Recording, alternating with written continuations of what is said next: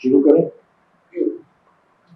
سعید بھائی سب سے پہلے تو مجھے آپ یہ بتائیں کہ آپ کا فشریز سے تعلق رہا ہے. مجھے آج بھی یاد ہے کہ 25 سال پہلے 30 سال پہلے ہم لوگ فشریز آتے تھے زبیر صاحب کے ساتھ, علی ناصر کے ساتھ, اور آپ سے میٹنگیں کرتے تھے, آپ کی یونین کے ساتھ میٹنگیں کرتے تھے. تو مجھے یہ بتائیں کہ یہ آپ کا تعلق جو فشریز سے ہوا, یہ آپ کس طرح فشریز پہنچے؟ آپ کے والد یا آپ کا فیملی بیک گراؤنڈ بھی یہی تھا, یا آپ خود کس طرح آپ جو ہے داخل ہوئے فشریز میں اور لوگوں کے ساتھ کس طرح کام کرنا شروع کیا؟ ایک تو ہمارے فیملی میں بہت سارے جو لوگ ہیں وہ خود پریکٹیکلی جو ہے لانچوں میں جاتے تھے, فشنگ کرتے تھے. تو وہ ایک مرحلہ تھا جو فیملی کے بہت سارے لوگ تھے. میرے بڑے بھائی لانچوں میں جاتے تھے, میرے ماموں جاتے تھے. ہمارا مسئلہ یہ تھا چونکہ ہم لوگ پولیٹیکل ایکٹیوسٹ تھے, تو سوویت یونین کے انہدام کے بعد جب سوویت یونین تحلیل ہوا تو ایک طرح سے لگا کہ جو نوجوان کامریڈ تھے وہ ان کی وہ لائن ذرا کٹ گئی. تو اس دوران تو پھر سب کو لگا کہ اچھا نوکری تلاش کرنی چاہیے. تو نوکری تلاش کرتے کرتے تو پھر ہم نے مختلف جگہ کوشش کی. تو پہلی نوکری میری ابھی بینک میں لگی. تو ابھی بینک میں نوکری کرنے کا شاید 1.5-2 دن میں نے کام کیا تو میں سمجھا کہ یہ میرے قابل نہیں. مطلب میں وہاں 14th فلور پہ کھڑے ہو کے سوچتا تھا اچھا کراچی پریس کلب میں کون سے مظاہرے ہو رہے ہیں, کون سی ریلیاں نکل رہی. تو وہ سوچ کے جو نا میں نے وہ چھوڑ کر دو فشرمین کوآپریٹو سوسائٹی میں نے جا کے جوائن کی. وہاں پر ایز اے کلرک جوائن کیا. تو پھر کیونکہ وہاں پر پہلے ہی سارے لوگ اپنے تھے, شوکت بلوچ تھے, خدا گنج تھے, تو وہ ان کی مقصد تھا. تو ان کی وجہ سے جا کے یونین کو جیسے میں انٹر ہوا تو انہوں نے لگا کہ یار ایک بندہ آ گیا جو مفت میں کام کرے گا. تو انہوں نے مجھے یونین میں شامل کر لیا, یونین کے گورننگ باڈی میں. اس کے بعد نیکسٹ جو ہے نا سن 2000 سے پھر میں باقاعدہ اس کا جنرل سیکرٹری بنا, الیکٹڈ جنرل سیکرٹری بنا. اور اب تک پچھلے جتنے الیکشن ہوئے میں اس میں فشرمین کوآپ سوسائٹی کا امپلائیز یونین کا جو ہے بنا. اس کے ساتھ آپ دیکھیں ہم نے چونکہ جب ہم کام کر رہے تھے تو ایک احساس ہوتا تھا کہ یار یہ تو ملازمت ہے, ماہی گیروں کے لیے کیا کام کر رہے ہیں. تو اس حوالے سے پھر ہم لوگ نے دوستوں نے مل کر ایک تنظیم بنائی اپنے طور پر کام کرنے کے لیے. اس کا نام تھا فشنگ کمیونٹی نیٹ ورک کے نام سے. تو اسی دوران پھر ہمارے باقی ابراہیم ادری کے دوستوں سے تعلقات ہوئے باقی علاقوں سے. تو انہوں نے کہا کہ مشترکہ طور پر کوئی کام کرنا چاہیے. تو پھر ہم دوستوں نے مل کر پاکستان فشر فیڈریشن کے نام سے ایک ڈیلی ڈالی تنظیم بنائی. تو پھر آگے چل کر انٹرنیشنلی اپنے آپ کو متعارف کرانے کے لیے, اور اس میں پائلر کا بڑا کردار ہے کہ جب عالمی ماہی گیروں کی تنظیم ہوئی تو انہوں نے ہمیں اس میں شامل کیا. تو ابراہیم ادری سے جو ہمارے ساتھی تھے اور لیاری سے اور آکس بے سے, تو ہم مل بیٹھے تو ہم نے کہا اس میں شرکت کرنی چاہیے. تو پھر 97 میں ہم لوگ گئے انڈیا. تو وہاں پر عالمی ایک تنظیم بنی ماہی گیروں کی, اس کا نام تھا world forum of fish worker and fish harvester. اور وہاں پر ہم نے طے کیا کہ جتنے لوگ یہاں آج موجود ہیں تو وہ اپنے ملکوں میں جا کے اپنی مشترکہ ایک تنظیم بنائیں گے. تو اس کے آنے کے بعد ہم نے 1 سال بعد ہم نے پوری کوشش کی اور یہاں سارے لوگوں نے ساتھ دیا. تو پاکستان فشر فورم کی بنیاد 5 مئی 1998 میں رکھی گئی. اور میں آپ کو صرف یہ آپ نالج میں اضافہ کرتا جاؤں کہ پاکستان فشر فورم کی جو بنیاد جس دن پڑی اس دن پوری شہر کے سول سوسائٹی موجود تھی. یعنی یہ نام بھی لوگوں کے دیا ہوا نام تھا, یہ کوئی 1-2 لوگوں نے طے نہیں کیا. تو پاکستان فشر فورم اس عوامی موومنٹ کے طور پر اس پورے ملک کے سول سوسائٹی نے بنائی. اور میں یہاں پر یہ بھی ہے یہاں پہ کرتا چلوں, یہ فشر فورم کی جو بات کی, یہ اس کی ممبرشپ جو ہے وہ 1 لاکھ ماہی گیروں سے زیادہ ہے. ایک تو یہ بہت بڑی ہائی لائٹ ہے. نمبر 2, کیونکہ پاکستان میں آج آپ کو 1 لاکھ سے زیادہ مزدور کسی ایک یونین کے اندر ملتے نہیں ہیں, یا کسی یونین کی آپ کو 1 لاکھ سے زیادہ ممبرشپ ملتی نہیں ہے. اور دوسری جو سب سے بڑی بات ہے وہ یہ ہے کہ اس یونین کے اندر 35% جو پاپولیشن ہے وہ خواتین کی ہے. میں صحیح کہہ رہا ہوں؟ جی. مطلب خواتین اس یونین کے اندر شامل ہے. تو ایسا کہیں اور دیکھنے کو نہیں ملتا اتنی بڑی ریپریزنٹیشن. بلکہ آپ سوچو کہ 35% سے بھی زیادہ, کہیں آپ کو 40-45% بھی ملے گا. تو جی جی بالکل. اچھا سعید بھائی مجھے آپ یہ بتاؤ کہ جب بھی آپ کا نام آتا ہے پریس میں دیکھو سعید بلوچ تو سعید بلوچ کے سامنے لکھا ہوا آتا ہے ہیومن رائٹ ایکٹیوسٹ یا political activist. Human right activist کے اوپر ہم بات کرتے ہیں. جن لوگوں کو پتا ہے ان کو تو پتا ہے, مگر نئے دیکھنے والے بچوں کے لیے یا وہ جو نہیں جانتے یہ ہیومن رائٹس یہ سول سوسائٹی یہ ہوتی کیا ہے, یہ کیا چیز ہے, یہ اس کے بارے میں کچھ تھوڑا بتائیے. چلو پہلے تو آپ کو یہ بتا دیں کہ ہم نے human rights commission of Pakistan کو کیسے جوائن کیا. ہم لوگ جب اپنے جاب پہ لگے تو وہ ہوتا ہے نا کہ صرف اب جاب کرنے چکے ہیں ایز اے پولیٹیکل ایکٹیوسٹ ہم تھے, تو جاب میں صرف ہم مطمئن نہیں ہوتے تھے. اس کی وجہ سے پھر ہم باقی سول سوسائٹی کے ساتھ ہم نے کام کرنا شروع کر دیا, ٹریڈ یونین میں زیادہ ایکٹیویٹی کرنے لگے. تو اس دوران خاص طور پر جو قیدی ماہی گیروں کے مسئلے پر ہم نے کام کیا, اور آپ دیکھیں جو وہ کسان جو قید کر لیے جاتے تھے وڈیروں کے تھرو, اور جس کو بانڈڈ لیبر کہتے ہیں, تو اس پہ کام ہوا. تو ہم نے HRCP جو ہے نا جوائن کی. تو ہم لوگ 95-96 میں ہم نے HRCP کے ساتھ کام کیا, اور ایز اے HRCP کے بعد میں ممبر بنے. لیکن ہم بہت ایکٹیو تھے, تو اس شہر میں بلکہ کراچی میں, حیدرآباد میں, بلکہ پورے پاکستان میں جہاں HRCP کی ایکٹیویٹی ہوتی تھی ہم کوشش کرتے تھے کہ وہاں تک پہنچے اور کچھ سیکھیں کہ بنیادی طور پر.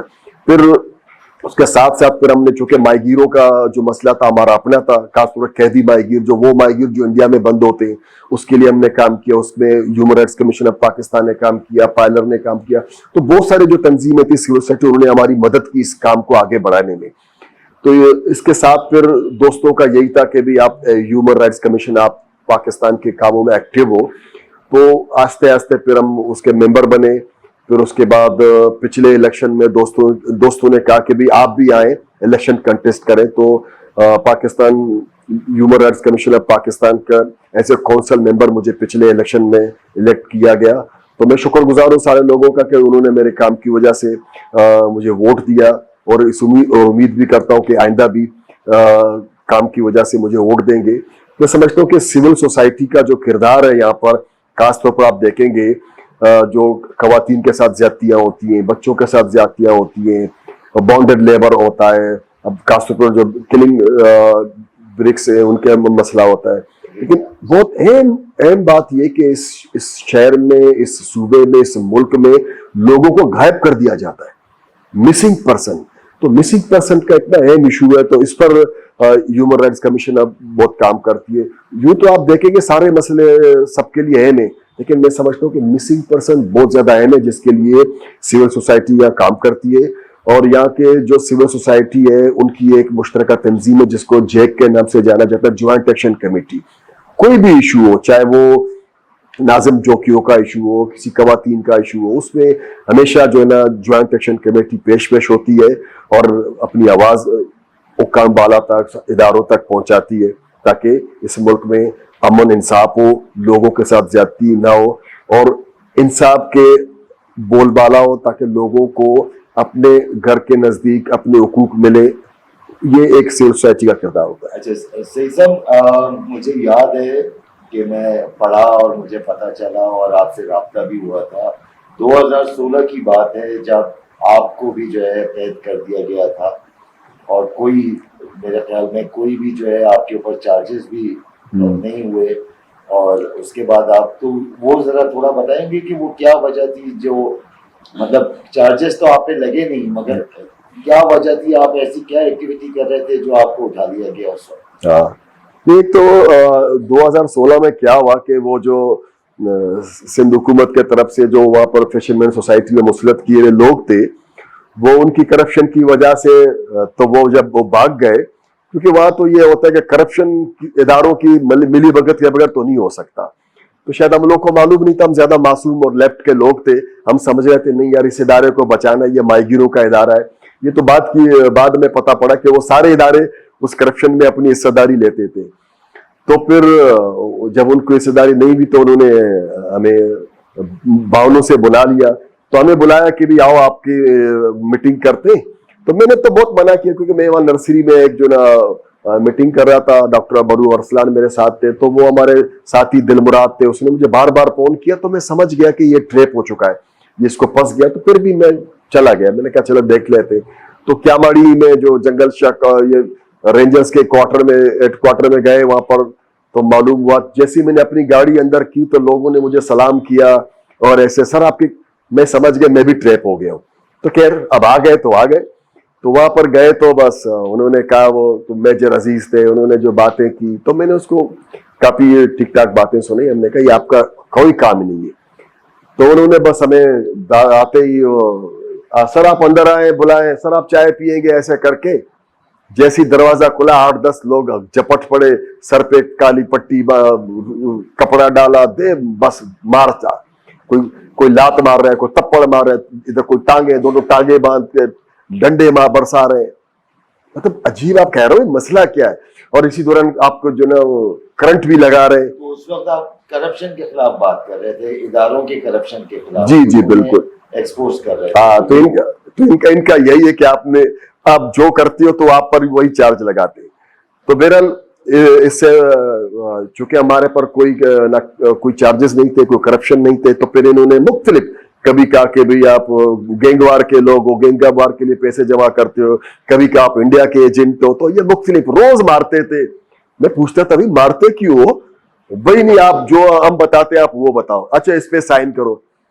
तो बहरहाल एक जंगल का कानून, और वो जो अंदर के जो लोग हैं रोबोट, यानी आप रोबोट से पूछो भी मुझे मारते क्यों, बोला यार मेरी ड्यूटी मारने की। जैसे लोग किसी का काम है खाना बनाना, खाना बनाता है, ड्राइवर का काम है गाड़ी चलाना, तो मेरा काम है आपको मारना।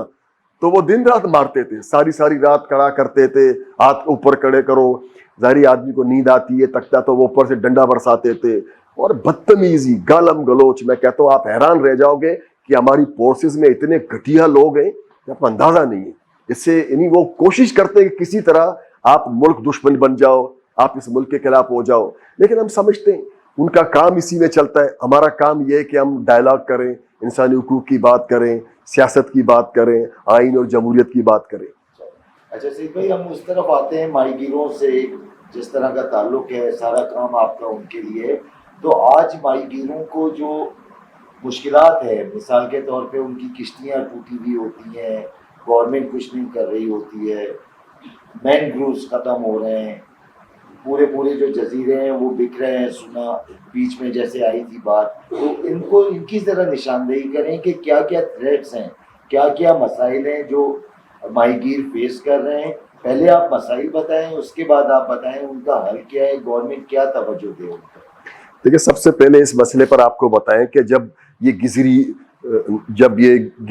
जो था, ये माहीगीरों की एक बस्ती थी और यहाँ उनका अपना बंदर होता था, अपने होता था। ये उस वक्त जब डीएचए से पहले, डीएचए की कब्जागिरी में उनके बंदर को कब्जा किया गया। ये जो मरीना क्लब है, यहाँ उनके जो जेटी होती थी, लैंडिंग साइड होती थी, तो उस पर कब्जा किया गया। तो ये पहला एक अमल था कि माहीगीरों की बस्ती को, उसके जेटी को कब्जा किया गया इस शहर के अंदर। दूसरा आप देखेंगे उसके बाद पोर्ट कासिम में ऐसा किया गया और बाकी जगहों पर ऐसा किया गया।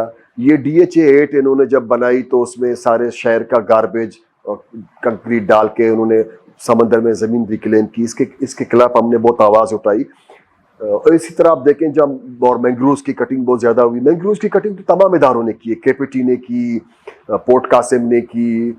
अब यहाँ इस तरफ जाओगे आक्सवे की तरफ, कक्का विलेज की तरफ, लोग काट ही रहे। यहाँ इब्राहिम इदरी से लेकर आप रेडी जब सारे मयान तक जाओगे, यहाँ पर फ्यूल महंगा होने की वजह से अब जो सस्ती लकड़ी है वो तो मैंग्रोव्स ही है, तो उसकी चोरी छुपे बड़ी कटिंग हो रही है। हमने फॉरेस्ट डिपार्टमेंट से बहुत बातें की, खुद हमने जाके लोगों को समझाया। एक तरह से फिशर पोक फोरम ने जाके खुद ही विजिट किया और उसके लिए हमने बाकायदा कैंपेन चलाई। तो वो रुकना नहीं है वो, क्योंकि जब तक इदारे मुनज़्ज़म तरीके से अपने ड्यूटी नहीं करेंगे ये काम नहीं रुकने वाला। तो ये बुनियादी इशू है। आप देखें कि इस मुल्क में जो माहीगीरों को कोई सब्सिडी नहीं दी जाती और ना उनके लिए कोई नेशनल प्लान है। पाकिस्तान फिशर पोक फोरम शुरू से एक पायदार माहीगीर पॉलिसी की बात कर रहा है, उसकी कोशिश कर रहा है, लेकिन यहाँ के हुक्मरान के समझ में नहीं आती बात। कोई लोन नहीं मिलता माहीगीरों को, अगर वो चाहें अपनी किश्ती को ठीक कराना, कोई लोन नहीं है। लोन उनके लिए बाकायदा नहीं, लेकिन एग्रीकल्चर बैंक में वैसे ही आप जो मॉर्गेज करते हैं ویسے ہی جیسے آپ اپنے ہاؤس گھر کے لیے لون لیتے ہیں, آپ اپنی زمینیں کے لیے لون لیتے ہیں, اس کے لیے ایسے ہی اب ماہی گیری اس کا ظاہر انٹرسٹ بھی ہائی ہوتا ہوگا, کوئی سبسیڈائز انٹرسٹ نہیں. انٹرسٹ بھی آئی ہے, اور ماہی گیروں کو تو پہلے تو ملتا بھی نہیں, اسی لیے کہ آپ کے پاس مارگیج کرنے کے لیے کچھ ہے ہی نہیں. بہت سے لوگوں کے نہ لیز ہوئے گھر ہیں نہ چیزیں, اور جو جس کشتی کے لیے آپ مانگ رہے ہو وہ تو خود ٹوٹی پوٹی ہے. تو اس وجہ سے یہ جو صنعت ہے یہ اس طرح ماہی گیروں کی ہاتھ سے نکلی. اب بہت بڑے جو ٹرالر لوگوں نے بنائے وہ زیادہ تر انویسٹر ہیں. وہ انویسٹر ڈائریکٹ ہے اور انڈائریکٹ بھی ہے, مطلب بہت سے لوگوں نے پیچھے رہ کر اپنے پیسے لگا اور بڑی بڑی لانچیں بنائی ہیں. بنیادی ماہی گیروں کے آج بھی لانچیں چھوٹے سائز کی ہیں, اور پاکستان فشر فوک فورم یہ ہم دعویٰ کرتے ہیں کہ ہم لوگ زیادہ تر چھوٹے ماہی گیروں کی نمائندگی کرتے ہیں. ہم لوگ وہ ان تمام لانچوں کی نمائندگی نہیں کرتے جو بڑے جال استعمال کرتے ہیں, جو نقصان دہ جال استعمال کرتے ہیں, جو سمندروں میں ایک طرح سے صفائی کرتے ہیں, جھاڑو لگاتے ہیں, اور جو بھی اسپیشیز ہے اس کو پکڑ کے نکالتے ہیں, اور ایک طرح سے اوور فشنگ کرتے ہیں جس سے مچھلی کے بچے اور انڈے تک مارے جاتے ہیں. یہ سارے لائن میں آپ دیکھیں گے بولا گجا جیسا خطرناک جال لگایا جاتا ہے. اور ہمارا جو ٹرالنگ سسٹم ہے وہ اتنا گندا ہے کہ اس میں تمام قسم کے جو مچھلی جھینگے ان کے معمولی چھوٹے سے بچے ہی پکڑے جاتے.